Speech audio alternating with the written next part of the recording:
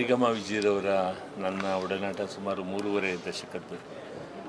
ನಮ್ಮ ಕ್ಷೇತ್ರದಲ್ಲಿ ನಾನು ಕಾರ್ಪೊರೇಟರ್ ಆದಮೇಲೆ 1990ಇಂದ ಪ್ರತಿಯೊಂದು ಎಲೆಕ್ಷನಲ್ಲೂ ನನ್ನ ಜೊತೆಲಿ ಧೈರ್ಯ ತುಂಬಿ ಜೊತೆಯಲ್ಲಿ ಪ್ರೋತ್ಸಾಹ ಕೊಟ್ಟಂಥ ಒಬ್ಬ ಗೆಳೆಯ. ಮತ್ತು ಅವರ ನಾಟಕ ನಾನು ತುಂಬ ಇಷ್ಟಪಟ್ಟಿದ್ದೆ. ಸಂಸಾರದಲ್ಲಿ ಸರಿಗಮ, ಯಾವುದೇ ಒಂದು ಸಂಗೀತದಲ್ಲಿ ಸರಿಗಮ ಎಷ್ಟು ಮುಖ್ಯವೋ, ಸಪ್ತ ಸ್ವರಗಳು ಎಷ್ಟು ಮುಖ್ಯವೋ, ಹಾಗೆ ಆ ನಾಟಕದ ಅರ್ಥ ತಿರುಳು ಪ್ರತಿಯೊಂದು ಸಮಾಜದಲ್ಲೂ ಅನ್ವಯ ಆಗ್ತಕ್ಕಂಥದ್ದು. ಅವರು ಅಭಿನಯ ಮಾಡೋದು 600-700ಕ್ಕೂ ಹೆಚ್ಚು ಕನ್ನಡ ಚಿತ್ರಗಳು, ಬೇರೆ ತಮಿಳಲ್ಲೂ ಮಾಡಿದ್ದಾರೆ, ತೆಲುಗಲ್ಲೂ ಮಾಡಿದ್ದಾರೆ. ಸ್ಕ್ರಿಪ್ಟಲ್ಲಂತೂ ಅದ್ಭುತ.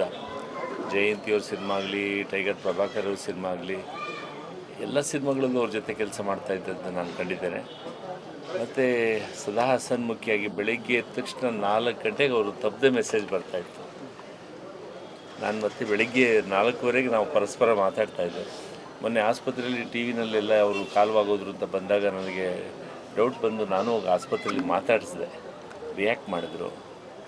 ಆಮೇಲೆ ಕಣ್ಣೀರು ಹಾಕಿದ್ರು. ಇಲ್ಲ, ಧೈರ್ಯವಾಗಿ ಭಗವಂತನ ಪ್ರಾರ್ಥನೆ ಮಾಡಿ, ಏನಾಗಲ್ಲ, ಧೈರ್ಯವಾಗಿ ಮತ್ತೆ ಗೆದ್ದು ಬರ್ತೀರಾ ಅಂಥೇಳಿ.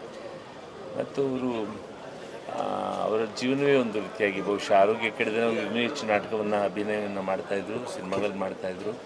ಮತ್ತು ಅಸೋಸಿಯೇಟಾಗಿ ಕೆಲಸ ಮಾಡಿರೋದಂತೂ ಭಾಳಷ್ಟು. ಲಕ್ಷ್ಮಿಯವರು ನಮ್ಮ ಹೆಸರಾಂತ ನಟಿ, ಅವರಲ್ಲೂ ಕೆಲಸ ಮಾಡಿದ್ದಾನೆ. ಗಿರಿಬಾಬು ಅವರು ನಮ್ಮ ಹಿಂದಿನ ಡೈರೆಕ್ಟ್ರು.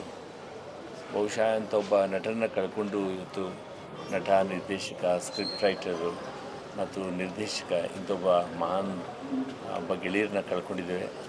ಅವರ ಕುಟುಂಬಕ್ಕೆ 2 ಗಂಡುಮಕ್ಕಳು, ಅವರ ಶ್ರೀಮತಿಯವರು, ಅವರಿಗೆ ನೋವನ್ನು ಬರೆಸ್ತಕ್ಕಂಥ ಶಕ್ತಿಯನ್ನು ಕೊಡಲಿ ಅಂತೇಳಿ ಭಗವಂತನ ಪ್ರಾರ್ಥನೆ ಮಾಡ್ಕೊಳ್ತೇವೆ.